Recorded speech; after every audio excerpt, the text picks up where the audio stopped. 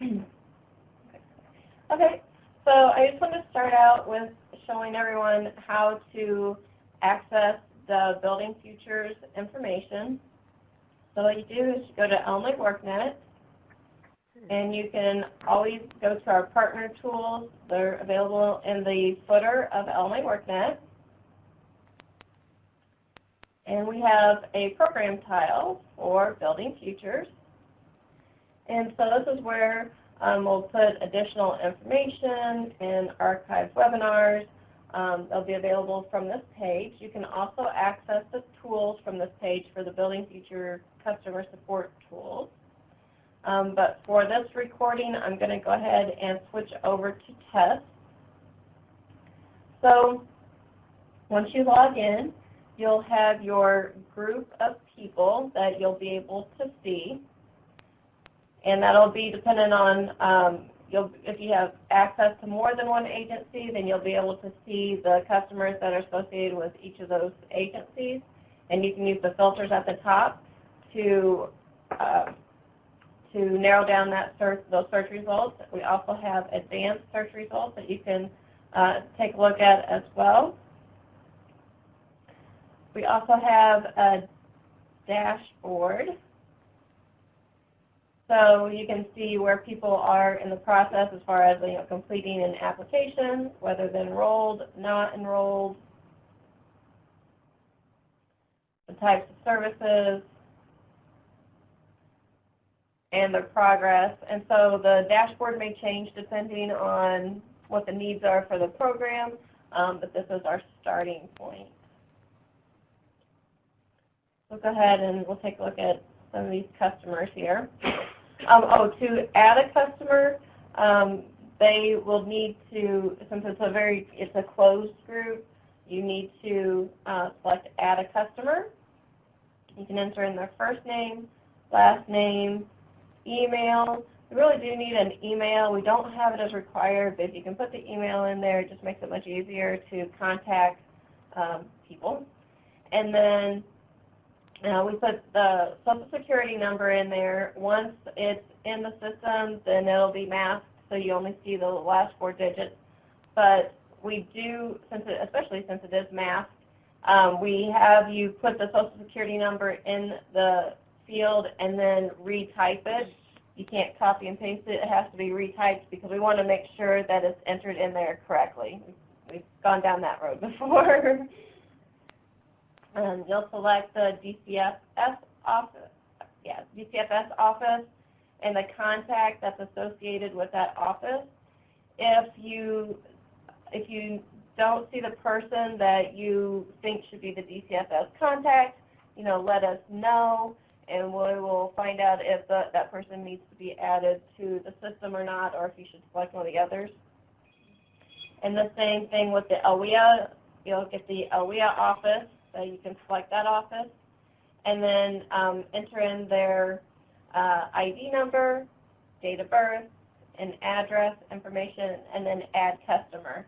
And when you add the customer, what it's going to do is it's going to check the system to see if that person with their Social Security number, their name, it does a couple checks to make sure to see if that person already has an Illinois Worknet account. And if it does, then it will sync those 2 accounts.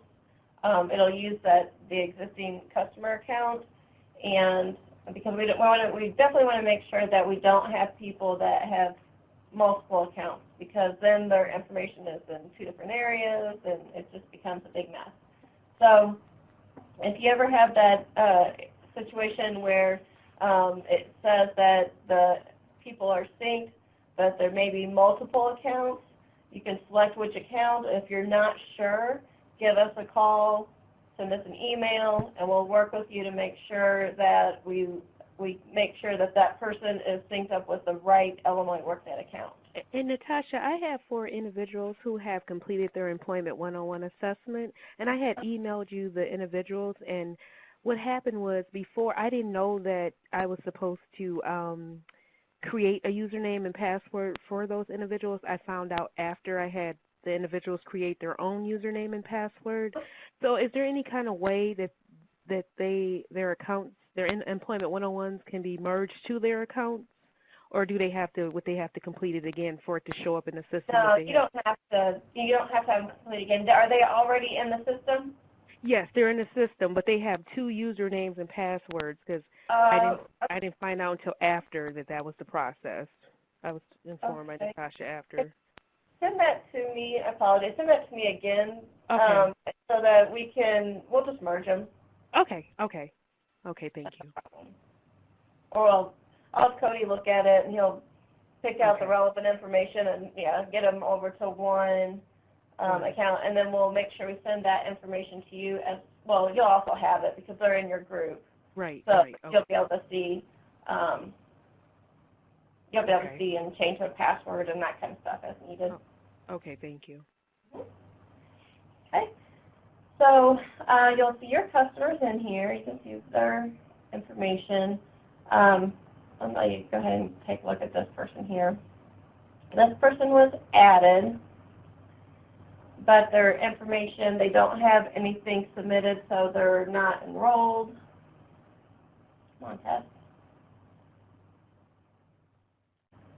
And so this is a person that's not enrolled, and they haven't been synced up with IWDS or anything like that. So when a person's not enrolled, you can still add case notes. You can add the contact information. So if you're DCFS contact, you can add those people. For an AWEA contact, you can add those people. Update both of these. You can view the contacts.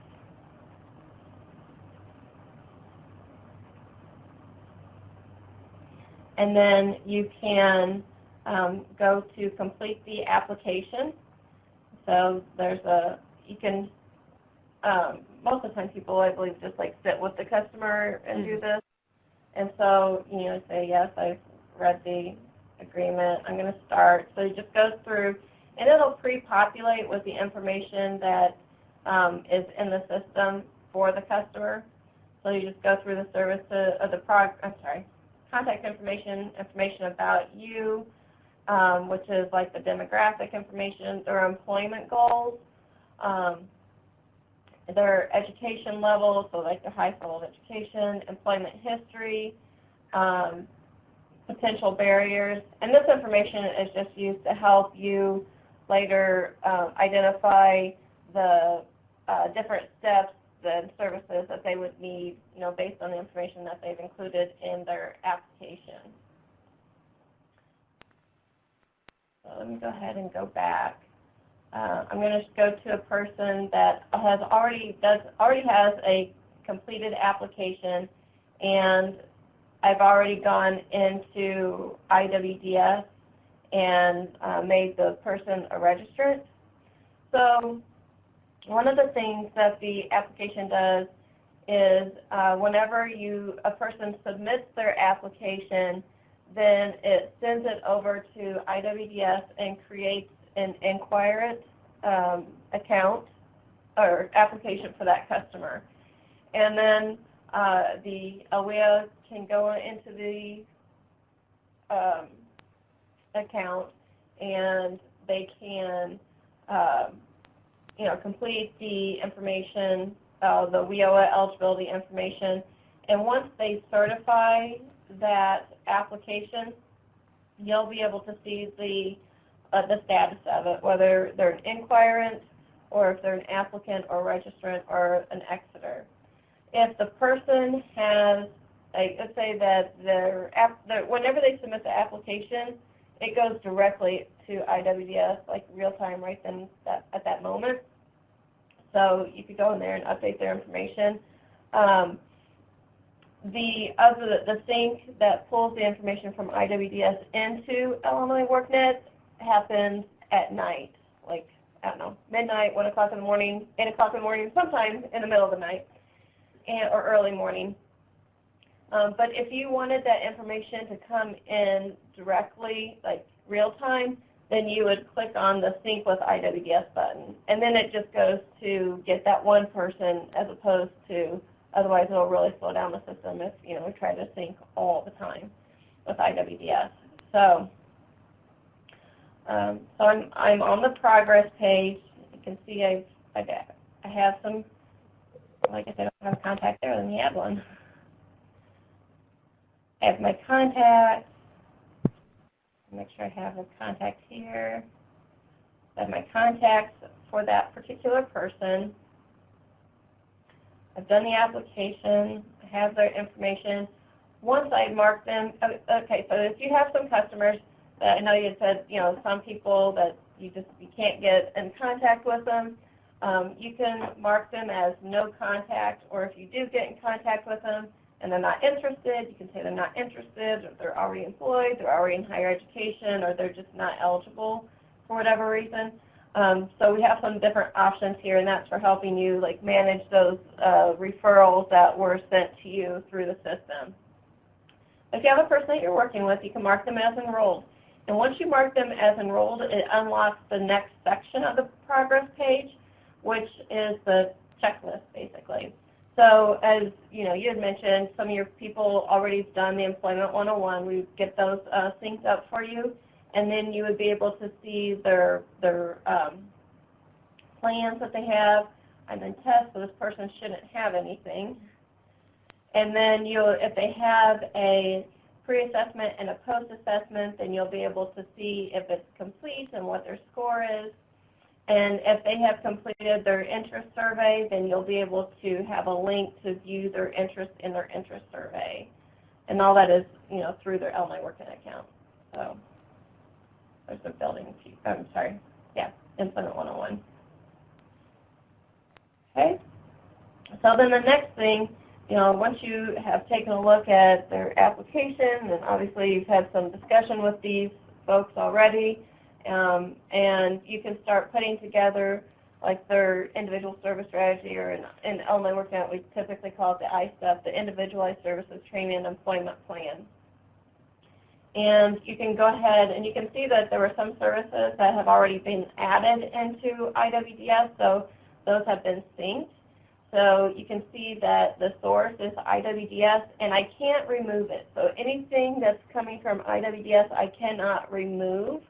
I can request, if you're one of those providers that doesn't have access to update IWDS, you can submit a request to update that service. If you do have access to IWDS, you can update everything in IWDS, and it will automatically update Illinois Worknet in the middle of the night or when you hit the sync button. If you do have access to IWDS, we'll start out with that one.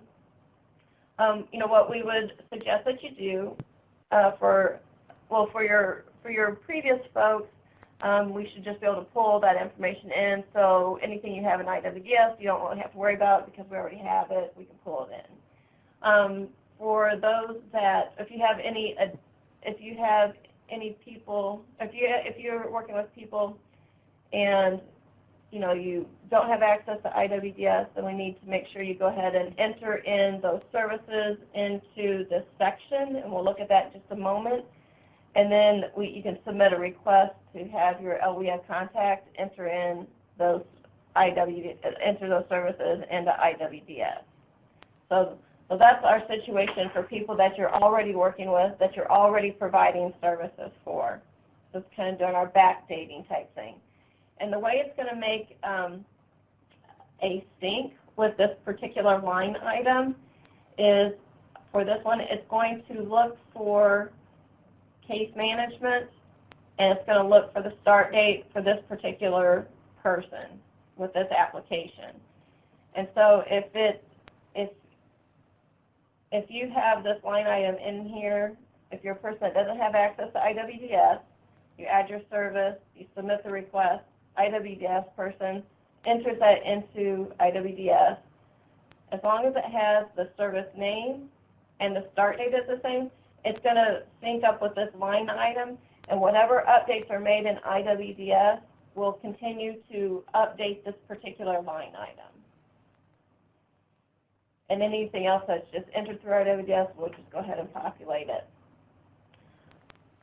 I'm going to go ahead and add a service. So let's just say now you have a group of people that you haven't been working with. These are your new people. So you're going to go through, you look at their barriers, look at their history, look at their goals of what they want to do, and then you can go ahead and put together like your ISTEP or your ISS, Individualized Service Strategy, and you can just add in the, what you're planning on doing. So maybe do like academic learning service. If it's a WIOA, if it's not a WIOA funded service, you can add them in all day, no matter what the start and end dates are, whether it's started or closed or exited. You can go ahead and enter those. There's no limitation on, by the system, there's no limitation on what you can add there.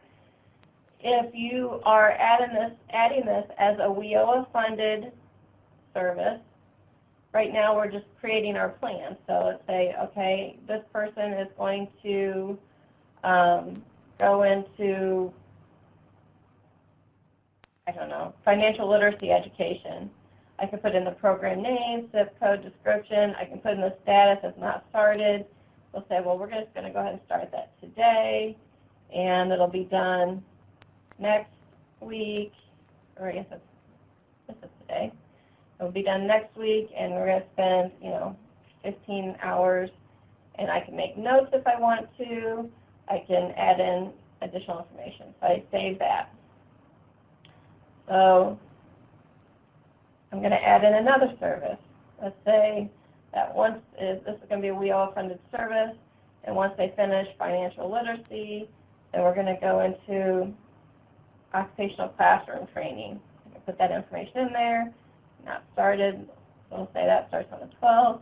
I put my due date, and I don't know. I guess put in the weekly hours. So save that. I can do the same thing for if I wanted to do a self-service. Maybe I want to tell them that I want them to work on looking at labor market information. Not started. Maybe they're going to start that on Monday. I'm going to do that. So you get the point is that you can go ahead and start building out this plan. You can sort and filter it by the service name. You do it by provider, if you have the provider information in there, by the start and end date, by the status of what's completed, what's not completed, and by the source. So you can sort by each of these columns.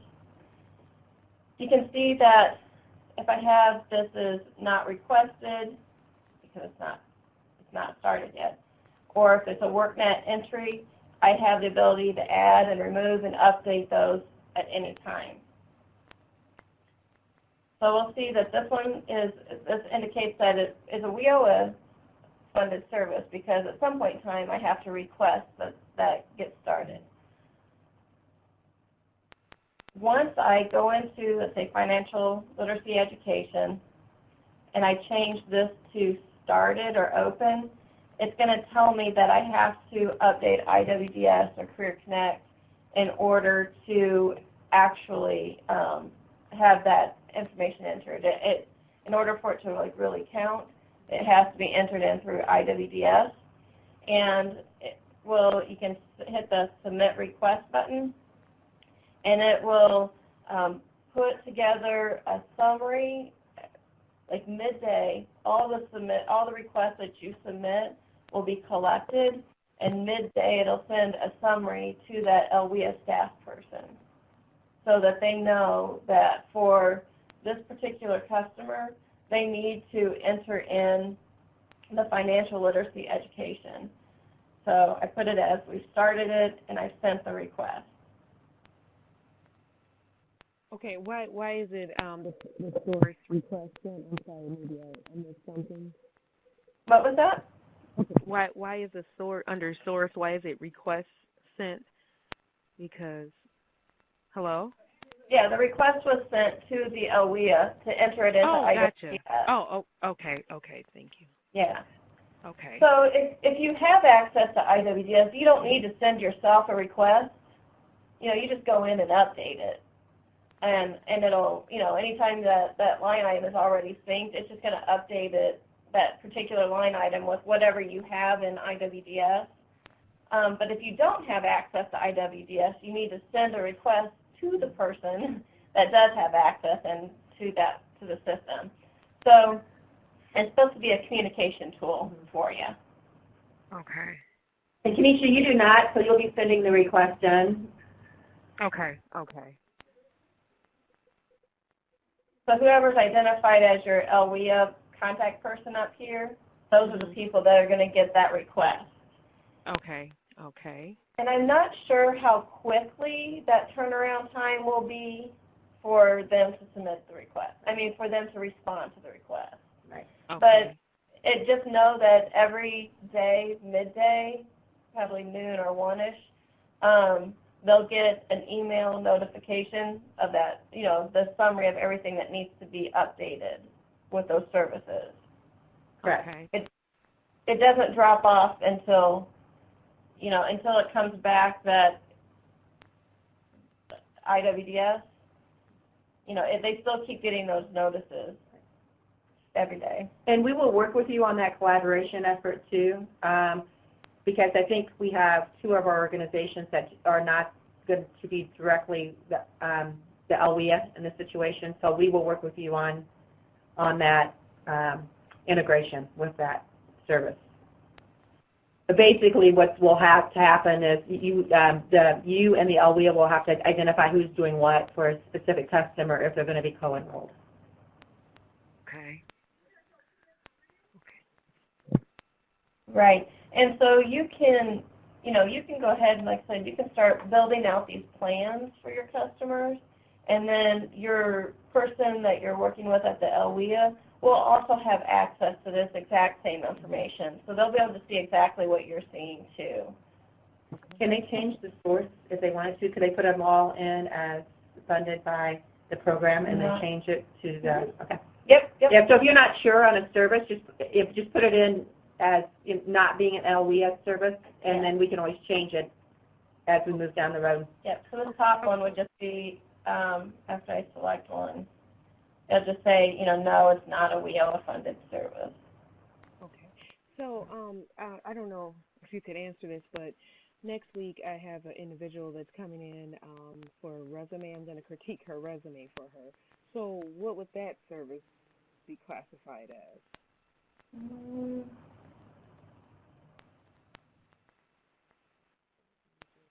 Career planning or no? I would think, was it do you think job search skills training? Yeah, that would be okay. Job search skills training. Yep.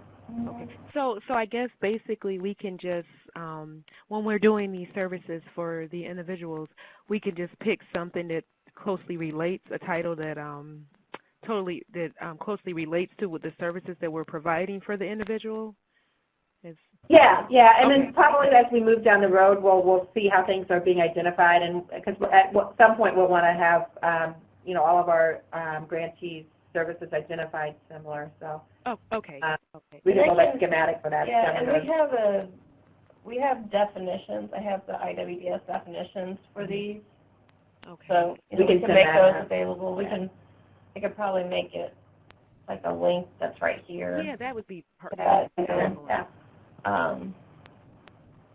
That would be good. For a link to just kind of give you an overview of like what those services are classified as. We will be moving towards moving that ISEP into global Worknet. This is like the first step to moving the ISEP into global Worknet, where we can adjust the interface for adding the service so that we could probably have it be like the customer-friendly text that's associated with the IWDS. With the activity descriptions, yeah. So you can add the services. You can also add Worksite Placement. Now the Worksite Placement right now doesn't sync with IWDS, but I'm sure that with the program you want the Worksite Placement information in here. So Worksite Placement opens up in a new tab because it takes you to the Worksite Placement section. So you can, add an employer, and it kind of walks you through, is it new or an existing employer? You can select. So existing would be for, like, if they're already working, or?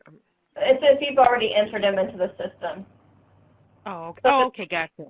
Yeah, it's just like all of them will be new to the system to start out with. Okay. But, okay. yeah. Yep. And so I have a couple entered already, so just so I don't have to make you watch me type a whole bunch of stuff. Okay. I just picked existing, like Natasha's Building Shop, and you can select it as a work site, so then I have NT Build Shop South, so we'll select that work site. And then I can add in SOC codes, so I can do a blind search, or I can enter, something, I can do a search, so maybe it's, I don't know. Let's see, how about a library assistant? I don't know. And then you can, add a description of what that's going to be. If it's going to be, work experience, an hourly rate, number of openings, maybe there's 3 of them. Then you have to put a start and end date here. And then it'll have that listing there. So the one I just added was you can see the library assistant. You can see I have 3 openings. And if I want to fill a position, then I just add a customer. So I can pick, like, building futures. And then I can put in, I have the first name, last name. I can update the hourly wage if needed. I can select if this is a full-time or part-time job. I can say if it's open. I can say, yep, they're going to start here, and the projected end date is the end of the month. And then that person has been added. So now I have library assistant.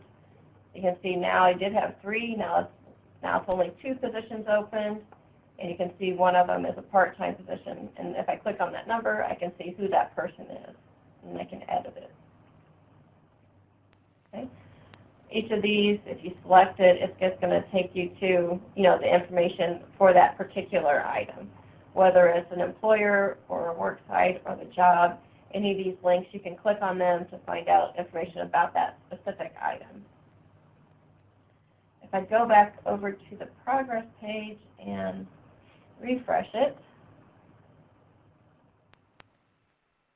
then you'll be able to see the line item populates on this page as well. Our test site is always slow, so there we go. So it's one I had just added. Now you can see that there's a section here for Payroll Uploads.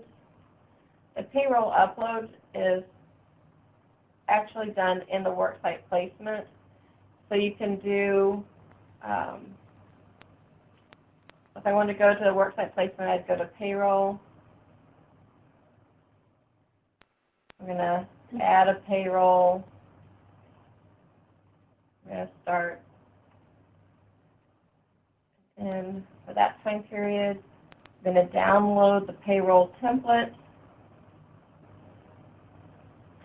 And it's going to populate with my customers and with I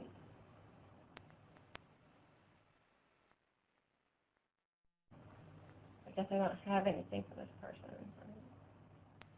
I need to look at that, double check it. I don't know why I didn't.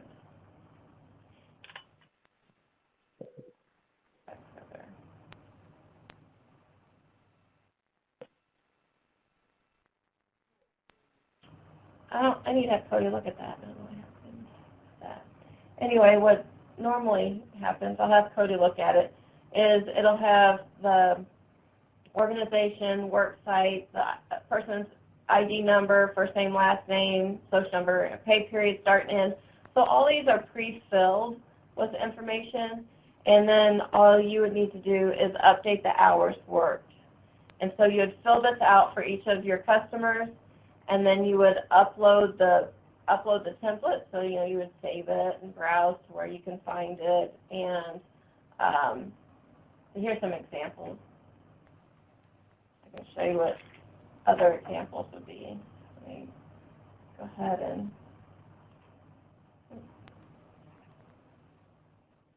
show you what they would look like.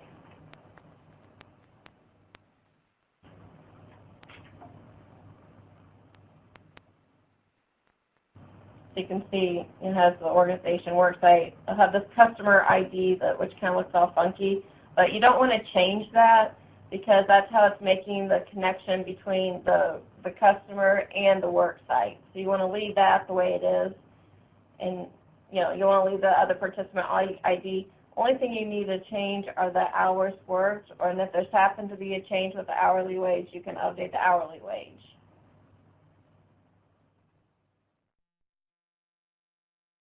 Okay.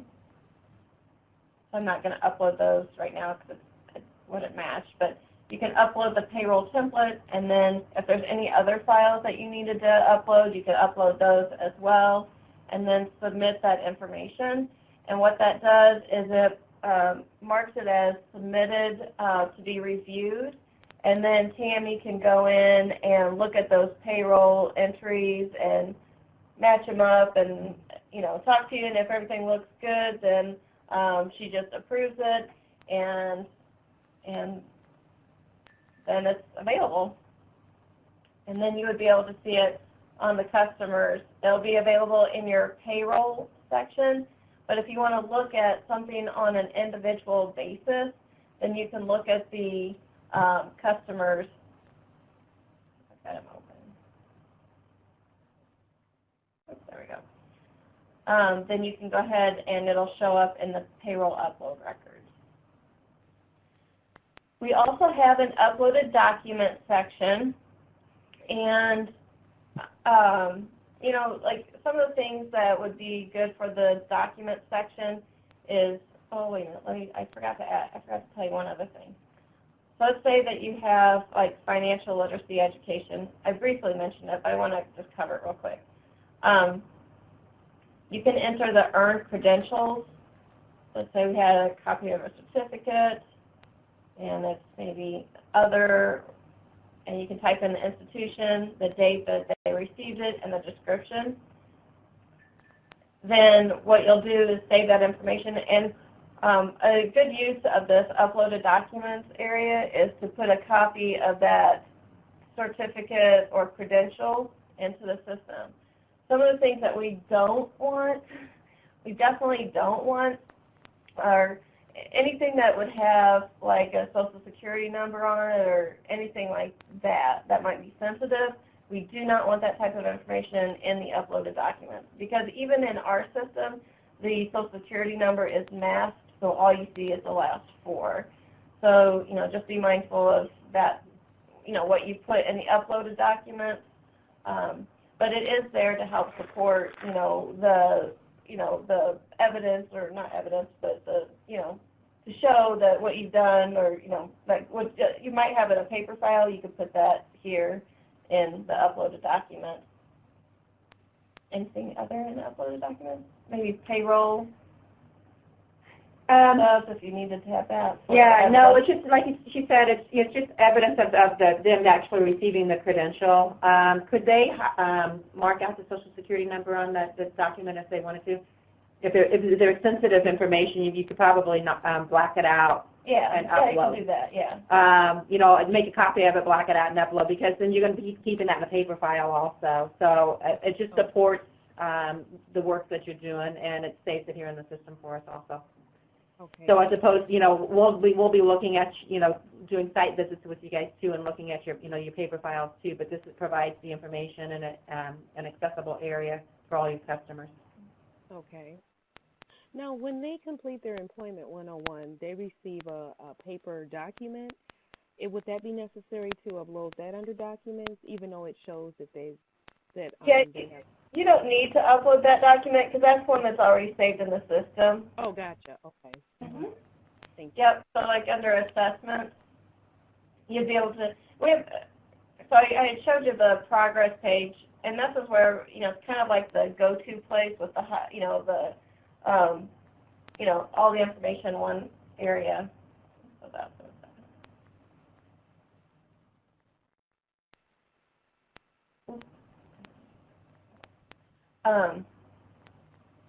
so you can see the assessment area, and you can see their employment 101. Again, this person's in test, so they're not going to have anything. If they have NOCV results, you can do that.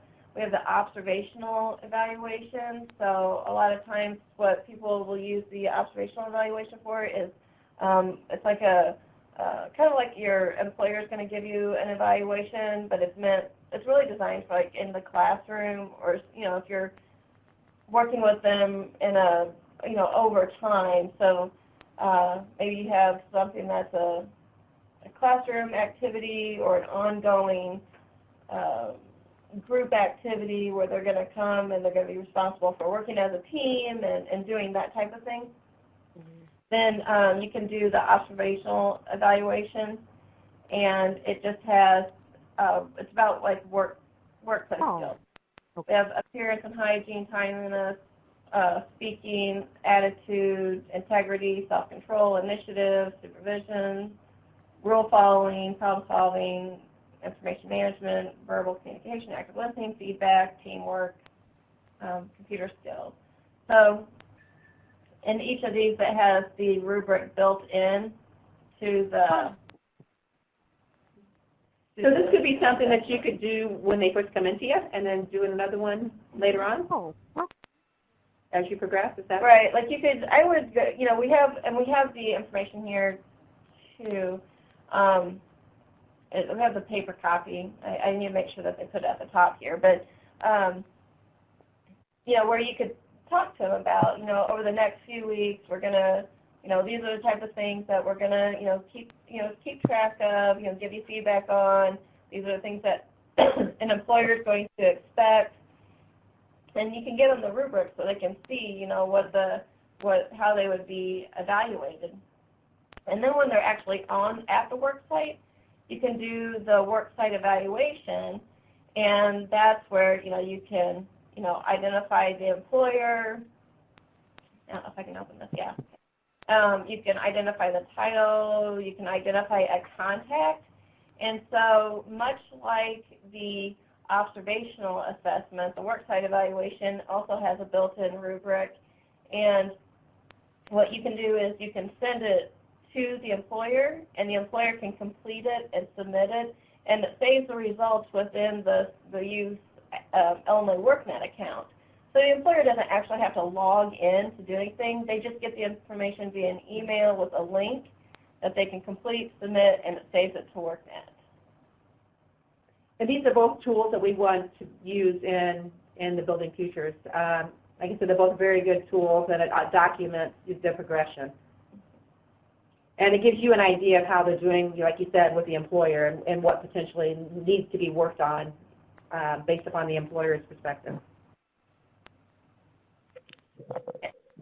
And then we also have the ability to add in additional assessments. So, it could be, like a TABE type skill test or other assessments where you can do, like if there's a skills test, you can add like work keys or Casey's Life, Prove It, or you can keep building this out. So if you have other assessments, you can select other and fill out this information. And that's going to help us with like continuing to build out our library of assessments and how they're used, so we can help develop best practices and share that information with our partners as well. So are you TABE testing these youth when they come in? I'm TABE testing the dual enrollment, so the WIOA individuals. Okay. Those are the ones that I am TABE testing. So what we want you to do is in the other assessments is include the TABE test in the other assessments and also put their scores in there, so then that way, it's documented. Okay. And okay. We can go back and actually, find the results. Okay. Now, what if because the individuals that will participate in the TABE test are individuals who are dual enrolled. So what if the WIOA case manager puts in the results? They can, and if we need to modify they can. Then Yeah. If I do I need to put it in as a WIOA? See, I guess I'm a little confused. Like, If it's going to be entered into IWDS, why don't they just let them put that into IWDS and we pull that information in Okay. and sync it? Okay. So they're doing the tape test on the WIOA.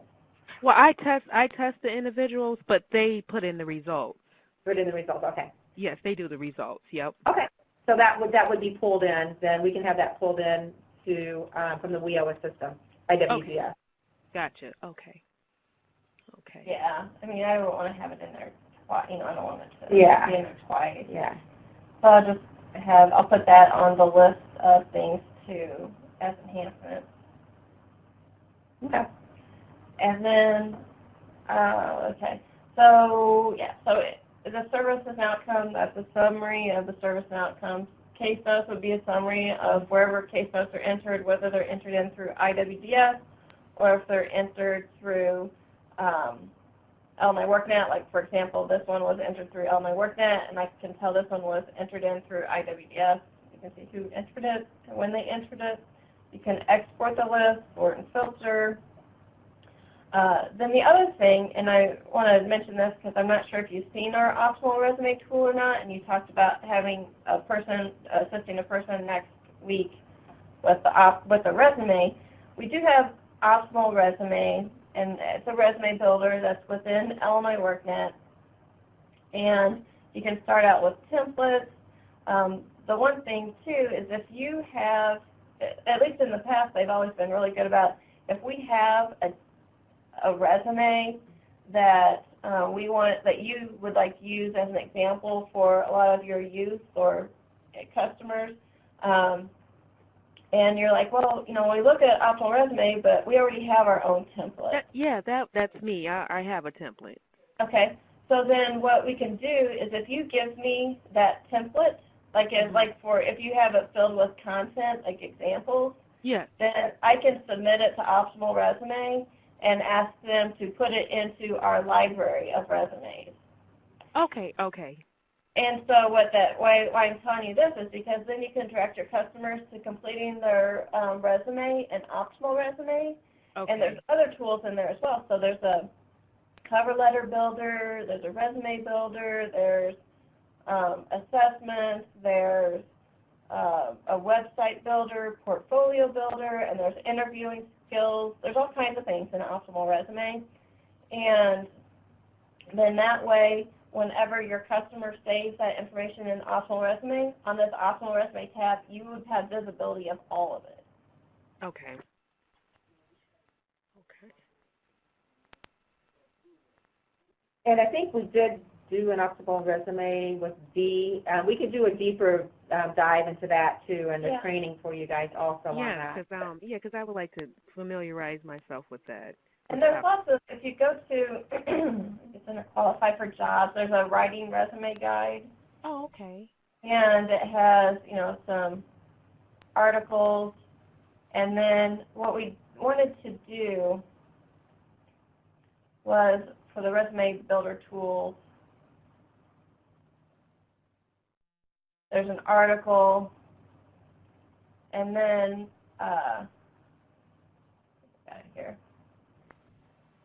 So Optimal Resume is really neat because it has all these different bells and whistles and everything, but it's kind of like, give me the streamlined version or my Cadillac version.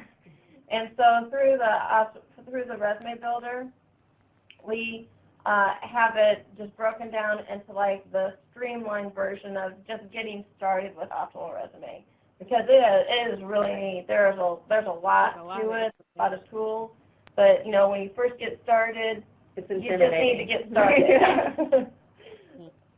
So that's one of the things that we did with the Optimal Resume, with the resume builder, is kind of try to break that down.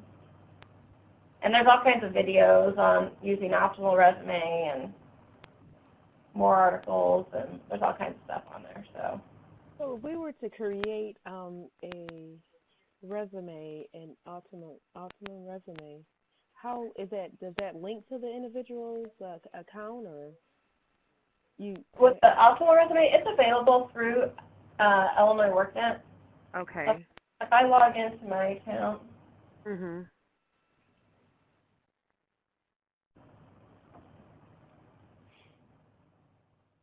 and I can go to my resumes, it's a single sign-on, so it redirects you to optimal resume, and I can see all my past saved resumes, letters, portfolios, assessments, interviews, video resumes, website. There's all kinds of stuff that's If here. I was going to create one for the first time, I would say create new resume. If I was working with an individual to create a resume, correct?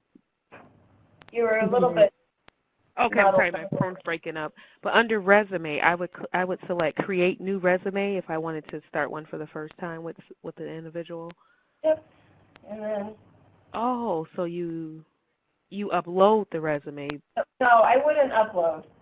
You wouldn't? Upload, I wouldn't because it doesn't let you change anything Oh, or okay, edit okay. anything.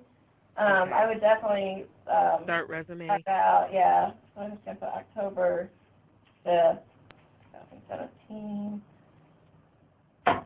And then you can start with a sample. See, this is what I was talking about, the different samples. Oh, okay. You can browse samples. So if your sample is in here, you know, whatever they're going into. Can you edit? Like, let's say if you pick a sample, can you edit it Yeah. okay, good. And Yep, put it, like okay. I have sales and related, and then you can choose like entry, mid-career experience. I would choose entry level.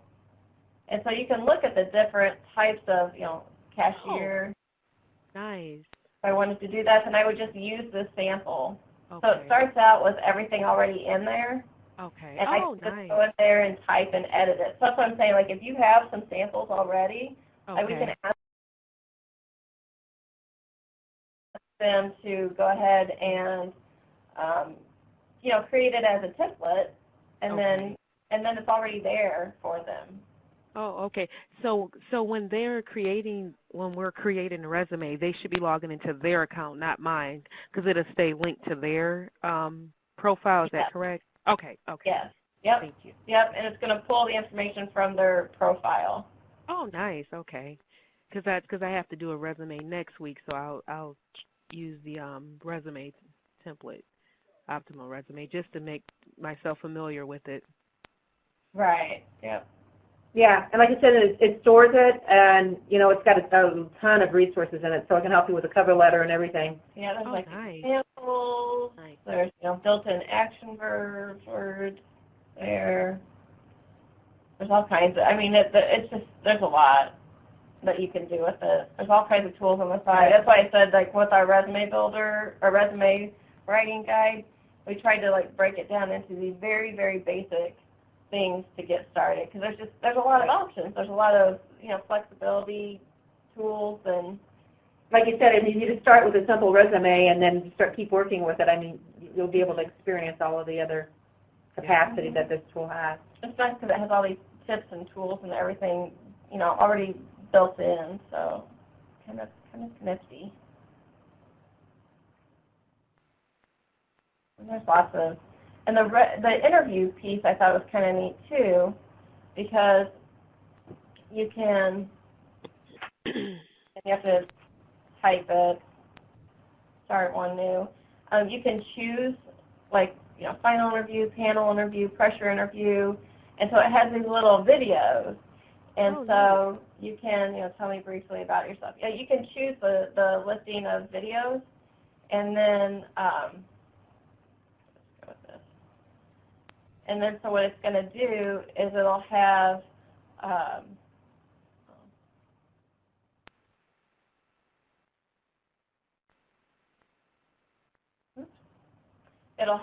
the video that you're going to watch, and then you can record your answer, and then you can watch the coach. So it's the interviewer, candidate, and then coach.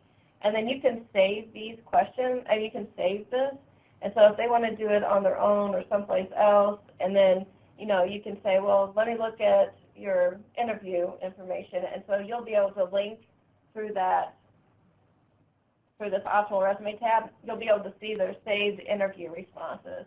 So you could watch to see, how they did, how they responded to that interview, and respond to, not only like their text or, their speech, what they, provided, but then also their body language, appearance, those type of things. You need a camera for that to actually record those? Yep. You need a computer camera. So they're actually recording the responses, so you can actually see them as if they were in the interview. But you would need a camera for that. Oh, okay. Like I said, there's all kinds of tools in here if you look at the optional resume information. But definitely to start out with, you just start out simple with the resume, right? Start with the first one, and then maybe the second. Yeah. Resume and a letter, and then we can move from there. Yes. Mm-hmm. So those are the main things that we have. Okay. Do you have any specific questions? I'm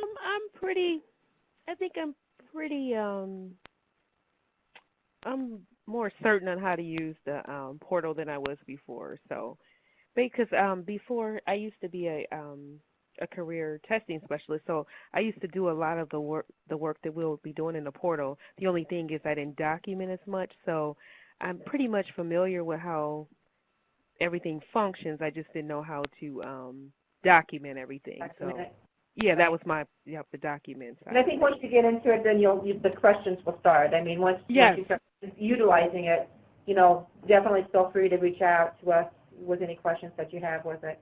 And then we can also do some more deeper training. We probably should do a training with the WEA staff and you guys too, on a call together. And we probably will just do that, regionally. Okay. For each of you guys, so that we're connected with that. One of the things I do with the case notes, please use case notes. I mean, you have to be guarded of sensitive information, but the case notes should be able to tell us a story of what's going on with that customer.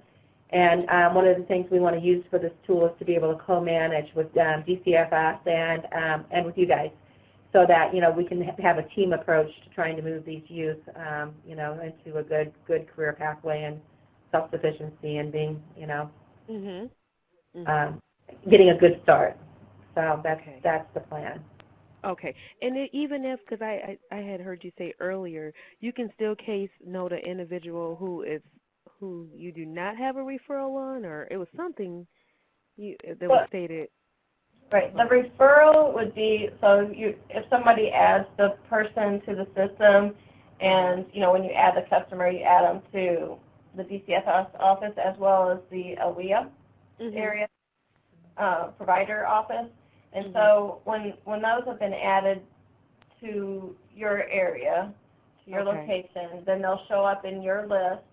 And so you can see that these people have not submitted or not enrolled. Okay. Then you can go in and mark them as, Okay. Something different this time. You'll be able to go ahead and mark them as, either like no contact or not interested, things. We have a list. Enrolled, no contact. It's going to default to not enrolled, but you can select any of these other options. Okay, makes sense. Then you can also case note on them. So if you wanted to say not interested, and you can case note saying they're not interested because they're going to be moving out of state, or whatever that reason. So I would go ahead and case note something indicating, the reason why. Okay, sounds good. Or it could be not interested, but call me back in 6 months. In 6 months, right? Yeah. Right. Makes sense. Okay. Well, I'm more confident now on how to. Yeah, like I said, this is work in progress, and we will be with you guys the whole way. We're going to on this, so it's definitely trying to integrate services between departments too. This is a really good step with us with DCFS and trying to do better movement with the foster youth in the work system. So we're pretty excited about it. I do want to say that the case notes that are entered in, will populate IWDS. Okay. IWDS will populate Illinois Worknet. But we don't allow DCFS staff to enter case notes Okay. because it's against their policy. Gotcha. Okay. So, And once again, just when entering case notes, you want to be factual and specific with them, and make sure that that any real sensitive information is not included because these case notes are viewable. So, this is something we'll work with DCFS because there are certain restrictions in working with foster youth. So, one of the things that we're going to rely on them too is to make sure that what the information that we're sharing is not going to be, violate any of their rights that they have based upon being foster youth. Okay. Okay. Sounds good. Gosh, thanks a ton. This is helpful, and like I said, this will be recorded, so we will share this and send it to you guys, and then this is work in progress, so there'll be more training to come. Okay. Thanks, Tammy and Natasha. Appreciate it. Great. Have a great afternoon. You too.